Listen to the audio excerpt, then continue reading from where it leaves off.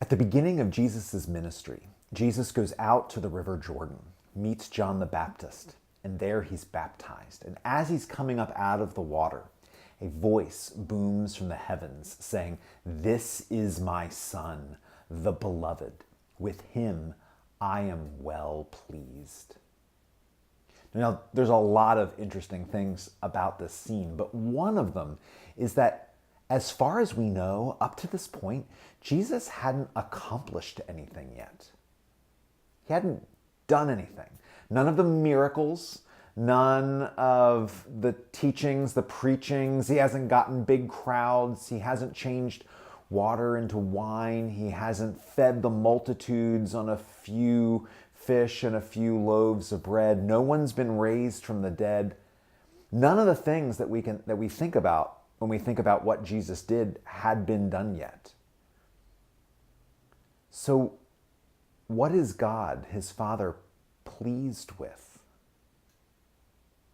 If I came up to you and I said, "I am so pleased with you," you might say to me, "For what? What did I do?" We have a habit of ascribing a lot of worth to achievement and success. We can oftentimes equate our own self-worth with our perceived successes and our perceived failures. But God is very different here. When God looks at his Son, Jesus, he's not pleased because of the things that he's done. He's pleased with his Son, Jesus, because of who he is, apart from what he's done. And so we can extrapolate that out and say that when God looks at his sons and daughters, us, he's pleased with us, not because of the things we've done, but because of who we are. He may not like some of the things that we've done, some of the things that we've said, some of the things that we've failed to do. But that doesn't mean that he doesn't love us exactly the way we are. It's like when a parent holds a newborn in their arms. They are so pleased with this beloved little bundle of joy, but the little bundle of joy hadn't done a single thing yet, hasn't accomplished anything. But it doesn't matter because we love the bundle of joy, not for what they've done, but for who they are. The story of God's creation is a story we all know very well from like the first day of Sunday school. God created the universe and everything in it in 6 days. And on the seventh day, God rested. Which is a weird notion if you think about it. Was God tired? Was he like, "Whew, I am whipped. That was a lot of hard work. I'm gonna go take a nap"?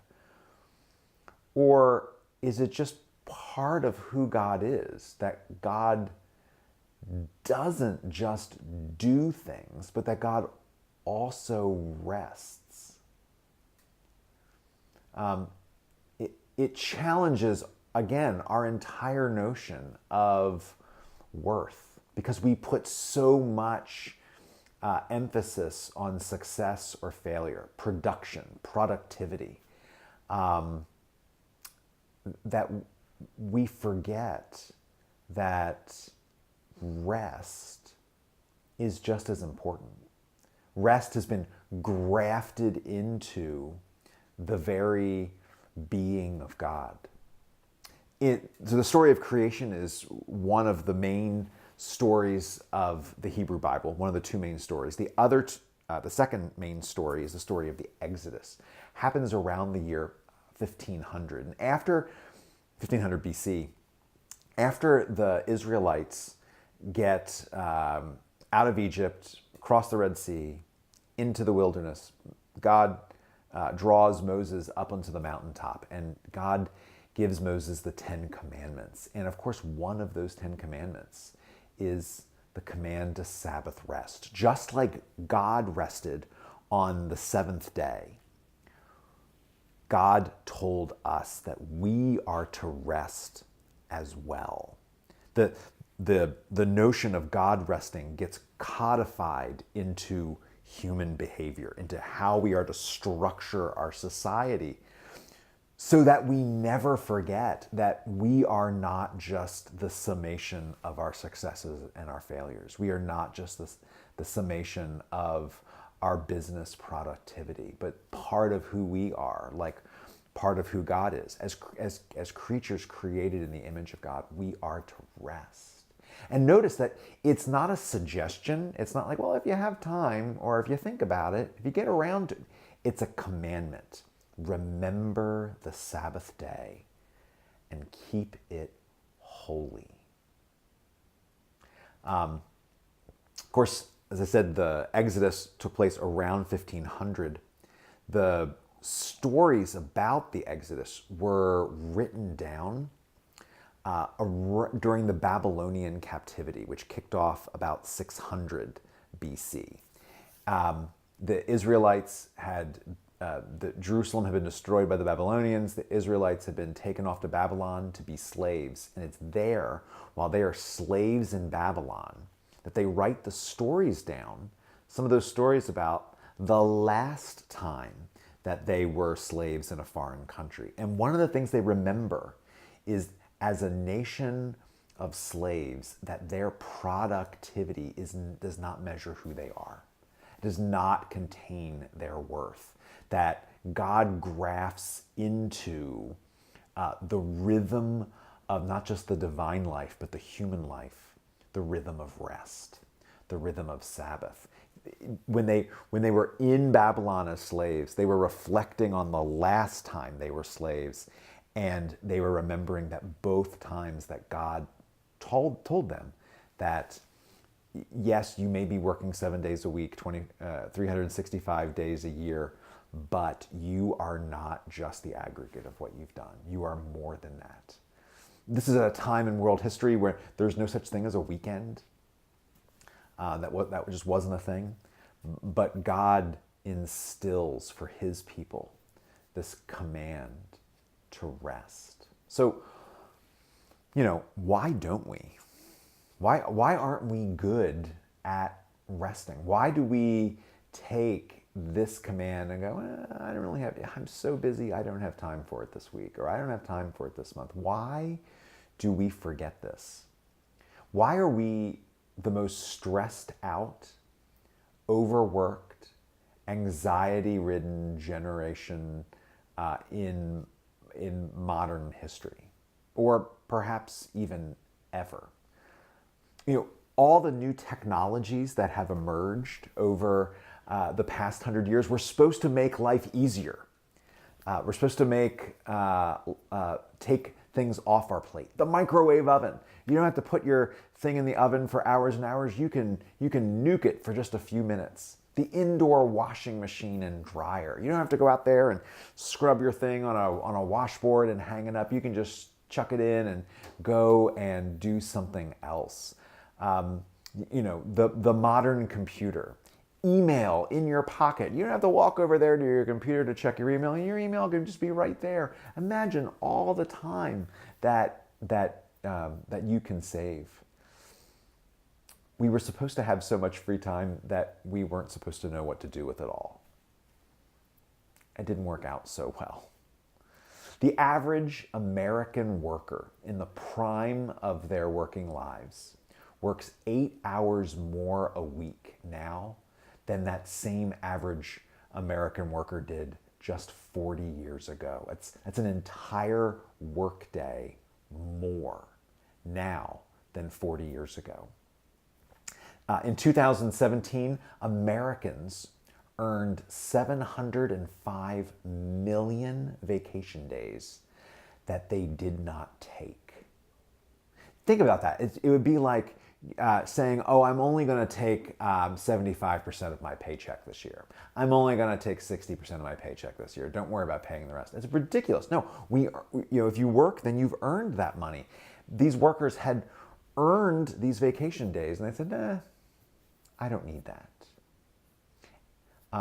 But if we work more, if we put more hours in, if we don't take all the vacation time that's due us, then we'll be more productive, right? We'll get more done. but not really. A study out of Virginia Tech called Killing Me Softly says our research exposes the reality.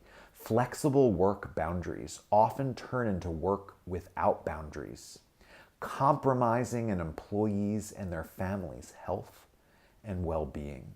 Allison Gabriel, a researcher at Virginia Commonwealth, writes, there is a lot of research that says that we have a limited pool of cognitive resources. When you are constantly draining your resources, you are not being as productive as you can be. If you get depleted, we see performance decline. You're able to persist less and have trouble solving tasks. Sabine Sonnentag from the University of Mannheim in Germany has found that the inability to detach from work comes with symptoms of burnout, which of course impact well-being and productivity. However, disengaging from work when you are not at work makes us more resilient in the face of stress and more productive and engaged at work. None of this should be surprising because the one who made us, our manufacturer, put right in our instructions into the manual that we need rest. God made us as creatures not just to be going, but we require rest. Not just to be a holy people, although that's part of it too, but also to be a productive people. I mean, think about it. If you bought a plant and the plant said requires plenty of sunshine and frequent watering, and you stuck it in a dark corner and forgot about it, it's not going to go well. It's not going to thrive. If we take ourselves and we just go, it's not going to go well. We aren't going to thrive. When we rest, we are just healthier. When we rest, we work better. We're even more productive when we do go to work, if we approach our work well rested. We are less likely to think that we are what we accomplish, that our worth comes from our accomplishments. And we have time for the things that make life truly great.